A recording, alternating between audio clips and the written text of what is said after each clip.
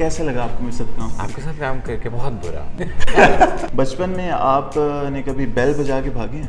I think yes, बहुत दफ़ा नहीं लेकिन 2-3 दफ़ा मेरे पास दाव लगा है। सर एक मैं इंटरव्यू आपका सुन रहा था, उसके अंदर आप जिक्र कर रहे थे कि गटर में आप हाँ, वो एक गटर था, वो मैं चावल ला रहा था ख़रीद के, उबड़ा शुबड़ा होके मैं लेकर आ रहा था and suddenly I was inside this big gutter.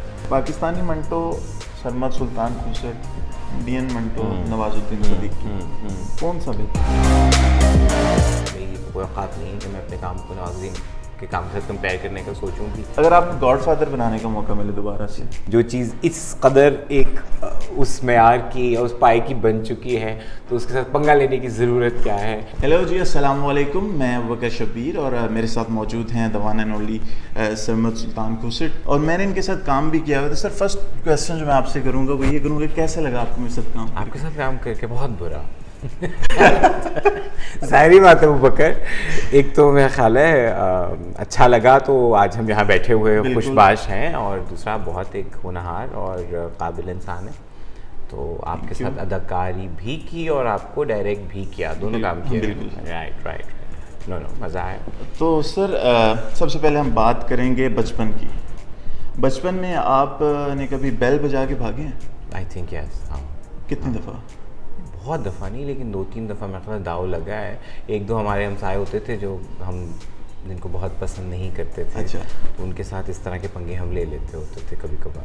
तो बचपन की कोई ऐसी हसीन याद जो हमारे नाज़रीन को आप बताना चाहें? हसीन मतलब बचपन तो बचपन वैसे हसीन ही होता है, ज़रूरी नहीं है, बचपन कभी कभी हसीन नहीं भी होता, लेकिन बचपन की अच्छी चीज़ यही होती है आई थिंक आपको ये जो रोज़ गोल सेटिंग आपको करनी होती है बड़े होके कि आगे ज़िंदगी में क्या करना है। आई थिंक वो सिर्फ एक इम्तिहानों तक, एक क्लास से दूसरी क्लास तक वो जो बेफिक्री होती है, that is something very special. बाकी बचपन में मुझे याद है कि मैं काफ़ी अच्छे ज़माने में बच्चा होता था, जब हम बाहर भी खेलते कूदते थे, जब हम अपने देसी गेम्स जितने हैं वो भी खेलते होते थे, और उसके अलावा पढ़ना लिखना तो था ही, लेकिन किताबें पढ़ने का भी शौक़ था।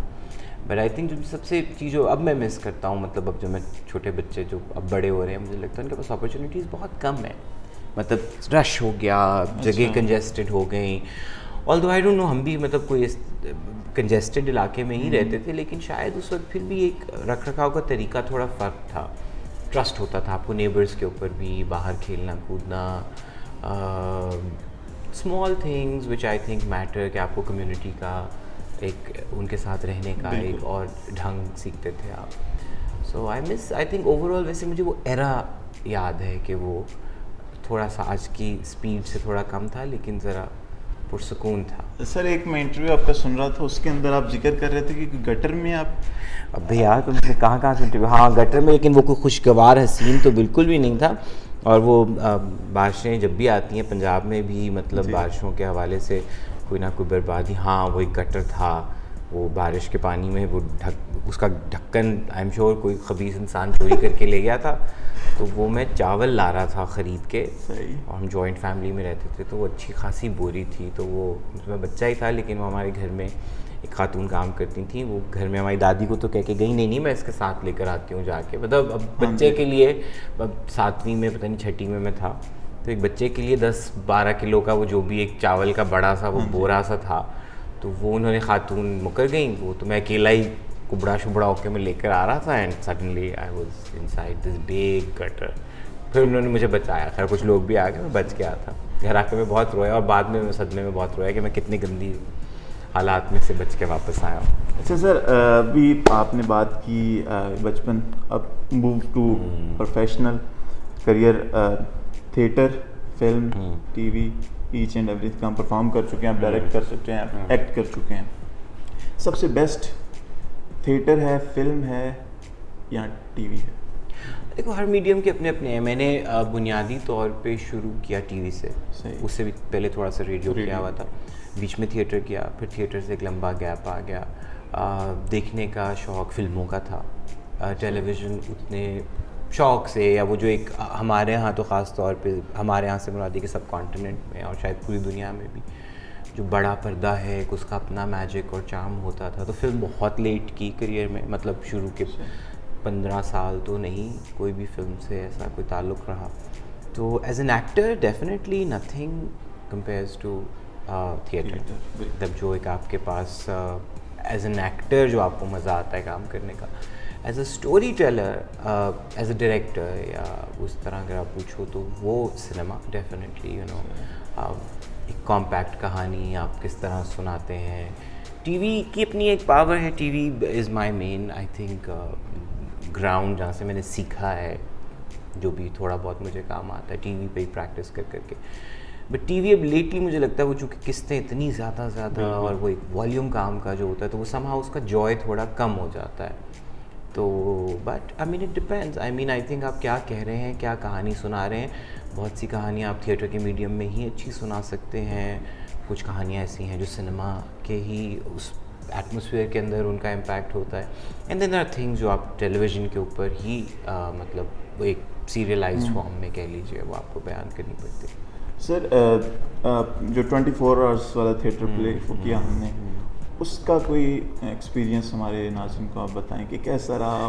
तुम्हें बताना चाहिए, तुम भी उसमें साथ ही थे। मैं तो था, मुझे तो आपसे डांट भी पड़ी थी, मुझे तो अच्छी तरह याद है। मैंने तुम्हें मतलब परफॉर्मेंस में डांटा? परफॉर्मेंस में यही बात है, परफॉर्मेंस में तो तुम्हें डांटना था। मैंने वो जब आप सोए हुए थे तो मैंने आपको उठाया था, तब वो वाला सीन जो था वो मुझे, मेरा ख्याल है बहुत सी चीज़ें मेरी याददाश्तों में, बट आई थिंक वो ख़ास तौर पे जो तुम्हारा वो वाला चंक आता था जो आखिरी घंटों सेकंड लास्ट चंक होता था ना, जिसके बाद वो सारा ले जाना होता था, नहाना, गुस्ल और वो सब चीज़ें होनी थी। तो उस वक्त मेरा ख्याल है मेरी बस हो चुकी थी और मैं मतलब उस वक्त वाकई मुझे नींद आने लग गई थी। नींद से मुराद है कि थकावट से बस आपको समझ नहीं आती कि क्या करना है। तो वो उस वक्त मेरा ख्याल है तुम वो बार बार वो जो डंडे से कर रहे थे उससे क्या बोले कि एक्टिंग में डांटा होगा या असली में तो नहीं डांटा होगा, सारी बात है। तो एक्सपीरियंस कैसा था, मतलब एक डिफरेंट चीज़, एक बिल्कुल one of its kind I would say कि मतलब वाकई उस तरह की चीज़ ना मैंने पहले कभी की थी, ना सुना हुआ था, देखी नहीं थी कभी कोई ऐसी चीज़, तो कोई उसका रेफरेंस नहीं था। फिर जो उसका प्रोसेस था सारा वो भी बहुत एक इंटरेस्टिंग सा था और उसमें रहते हुए भी आपको I mean it was very unreal. मतलब उसका हो जाना भी एक अनरियल चीज़ थी, वो जर्नी भी एक बहुत ही इंटरेस्टिंग सी थी। या आई थिंक मतलब it is one of those special things जो मेरा ख्याल है। हाँ, मेरा ख्याल है अचीवमेंट तो सभी की इसलिए थी कि भाई वो जो हम कहना चाह रहे थे या जो करना चाह रहे थे वो जहाँ से शुरू किया उसके अख्तिताम तक वो बात पहुँची बगैर किसी मेजर प्रॉब्लम के। But I don't know if I want to do it again, ever no. Sir वो जो आपने एक झांझर दी पामाचन का थिएटर, उसके बारे में मतलब हील पहन के और डांस करना और वो भी एक बिल्कुल डिफरेंट चीज़ थी पाकिस्तानी थिएटर में। बल्कि मुझे लगता है पाकिस्तानी थिएटर की तो बहुत कॉमन चीज़ थी, वो ये था कि हाँ आदमी कम करते हैं वाले काम। अगेन द प्रॉब्लम इज़ कि आप जब एक मीडियम को चूज़ करते हैं बहुत से उसके अपने तकाजे आते हैं। वो ख़ास तौर पे ब्रेन चाइल्ड था मेरी बहन का, कंवल का, और वो उससे पहले ज़रा एक मिजाज का कोई अपना काम कर रही थी। जब हमने कोलैबोरेट किया तो मैंने कहा नहीं, हमारा जो थिएटर है एक तो उसमें ह्यूमर मुझे बचपन से याद है, फिर सॉन्ग एंड डांस भी हमारे थिएटर का एक बहुत इम्पॉर्टेंट हिस्सा रहा है। तो मुझे समहाउ बस वो ट्राई करना था कि ये मतलब ये होता कैसे। एंड मैं भी उससे पहले और उसके बाद में भी मैं ख्याल है कोई लाइट हार्टेड चीज़ नहीं की हुई थी। मतलब उसके अंदर जो भी मैसेजिंग कह लो या उसका जो थीम था वो तो था ही, एक संजीदा बात भी हो रही थी, मगर ओवरऑल उसको एक आप ह्यूमरस प्ले कह सकते हैं। मतलब उसमें ह्यूमर की पल्स बहुत ज़्यादा थी। तो it was again I think very satisfying as an artist, मतलब कि वो पूरी जर्नी और सिर्फ वही कि थिएटर की परफॉर्मेंस सिर्फ एक्टर की और उस स्टेज की प्रॉप्स की नहीं होती, वो उतनी ही उस ऑडियंस की भी होती है जो सामने बैठी। तो आई थिंक मैंने अपने करियर में पहली दफ़ा किसी एक परफॉर्मेंस के साथ इतना ज़्यादा डिफरेंट जगहों की लाइव ऑडियंस, डिफरेंट जगहों से मुराद ये कि आप जब अपने शहर के अपने हल्के से बाहर निकलते हैं तो आपको पता चलता है नहीं, मिजाज में भी, गुफ्तगू में भी, अंदाज में भी, हर जगह की गर्मजोशी में, कभी गर्मजोशी के ना होने में भी फ़र्क होता है. So with that we travel to Karachi and Islamabad and Multan and Faisalabad, और वो हमने 2 दफ़ा किया, यानी एक बीच में गैप था कई महीने का, एक दफ़ा पहले किया और फिर दोबारा रीरन उसका किया. So it was wonderful. I think theatre की वही जो थी, और फिर वही थिएटर में इंटेंस चीज़ आप करते हैं तो ऑडियंस संजीदा होके बैठी होती है. ज़रूरी नहीं है कि आपको पता भी चले कि वो क्या सोच रहे हैं, मतलब चल तो जाता है, बट जो कहकहा है या जो ताली है वो तो इतनी एक मतलब ऑब्वियस चीज़ होती है. तो कॉमेडी में वो जो था ना, उसका पूरा एक कि डिफरेंट शहरों में डिफरेंट बातों पे लोग हंसते थे, या डांस के ऊपर डिफरेंट तरह से रिएक्शंस आते थे. That was very interesting. Faisalabad का एक्सपीरियंस कैसा? My sister would hate me for it, क्योंकि उसको फैसलाबाद बहुत पसंद आता. मुझे फैसलाबाद इन सब में से अगर कोई वो बनाना हो तो फैसलाबाद में सबसे कम मेरा ख्याल है. एक तो फैसलाबाद में आई डोंट नो वहाँ पे रेगुलर कितना देखते हैं लोग, लेकिन वहाँ पे वो टिपिकल वो एक बना हुआ है ना कि जुगत और वो एक, हाँ मतलब अगेन अब मुझे देखो एक जनरलाइजेशन भी होती है, मगर जैसे वहाँ पे अटेंडेंस उतनी नहीं थी जैसे बाकी जगहों के ऊपर. और वही होता था कि पता चला है कि जी 70-80 लोगों ने एक ही कोई ग्रुप है या जो भी फैमिलीज हैं इकट्ठी, उन्होंने बुक कर लिए हैं टिकट्स, और फिर वो सभी नहीं आए. यू नो लाइक वो एक उस तरह की फीलिंग कि ओ अच्छा, मैं शायद एक्सपेक्ट कर रहा था कि नहीं ये तो ह्यूमर है इसमें, और वो चीज़ें हैं जो यहाँ पे, बट नेचुरली वहाँ पे इतने बड़े बड़े फनकार हैं. सो आई डोंट नो, हमारी कोई बहुत ज़्यादा दाल नहीं गली, बट जितने लोग आए देखने के लिए, अगेन ओवरऑल मुझे लगता है उनका स्टैंडर्ड हाई है ह्यूमर के हवाले से. वो बहुत ज़्यादा मज़ाहिया हैं भी खुद भी, मतलब बातें जुगत है या कोई हंसी मजाक उनका वो, बट हाँ मतलब it wasn't as great as Lahore और इवन कराची. अभी हम बात करते हैं मंटो की. एक बिल्कुल जो है पाकिस्तानी मंटो सरमद सुल्तान खुर्शीद, इंडियन मंटो नवाजुद्दीन सिद्दीकी, कौन सा बेहतर है? आई डोंट नो. एक तो मतलब वही बात है, नेचुरली मैं अपनी मुँह से तारीफ बहुत ही बुरा लगूंगा करता हुआ, अगर आप ये नहीं, और मैं नहीं नेचुरली, आई मीन मेरे लिए आई एम जस्ट सेइंग कि जब मैंने किया था उस वक्त मुझे किसी कंपैरिजन का, किसी तरह की उस चीज़ का कोई आइडिया नहीं था, राइट. उसमें गलत सही जो कुछ है वो बस उतना ही है जो आपको नज़र आ रहा है, राइट. और आप अपने काम की वजाहत दे के अपने काम को बेहतर नहीं बना सकते या एक्सेप्ट नहीं करवा सकते. वो अगर लोगों को अच्छा लगा तो अच्छा लगा, बुरा लगा तो बुरा लगा. सो रही बात नवाजुद्दीन सिद्दीकी की, आई मीन आई डोंट नो, मतलब उस कैलिबर का आर्टिस्ट तो बहुत ही कम पैदा होता है. He did his version of Manto and I think I did my version of Manto, और मेरी तो कोई औकात नहीं है कि मैं अपने काम को नवाजुद्दीन के काम के साथ कंपेयर करने का सोचूं भी. बट आई थिंक बहुत फ़र्क है, इंटरप्रिटेशन बहुत फ़र्क है, हम दोनों की इंटरप्रिटेशन काफ़ी फ़र्क है किरदार को लेके भी. अब वो गलत सही का मुझे नहीं पता कि किसने गलत किया और किसने सही किया, but for me I think the bigger victory was के एक शख्स जो इतना बड़ा सासा छोड़ के गया हो काम का, और इतनी दिहाइयों के बाद में एक ही वक्त में मतलब या करीब आप कह लो, क्योंकि आई रिमेंबर जब मैं शूटिंग ख़त्म कर चुका था और उसकी पोस्ट प्रोडक्शन चल रही थी, तब मुझे एक जानने वाले के थ्रू उन्होंने कहा कि आपका ईमेल एड्रेस या फ़ोन नंबर्स हमने एक्सचेंज करवाना है नंदिता दास से, वो फिल्म बना रही हैं मंटो पे. तो अच्छा ये कैसे होता है कि मतलब आप भी अभी project you know, so I was like it was very interesting for me to know के यू नो एकदम से कोई चीज़ रेलेवेंट, और मंटो साहब का काम तो मतलब बहुत ही रेलेवेंट है, हमेशा से रहा है. जो उसकी अपनी एक ग्रेटनेस है उसके बारे में तो कोई दो राय नहीं हो सकती, but I think it's a very different films, different performances also, they are very very different in approach. अच्छा, अभी एक छोटा सा सेगमेंट है DCQs यानी डबल चॉइस क्वेश्चंस. ये पंगे वाले जो होते हैं. हाँ बिल्कुल. एक्टिंग या direction?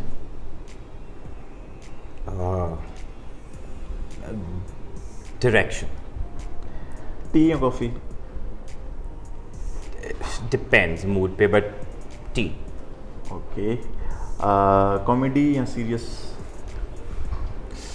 I would love to do comedy, but मैं कॉमेडी उतनी नहीं करता, और मुझे बहुत अरसे से बहुत ज़्यादा वो होता भी है, but Yeah, serious is easier.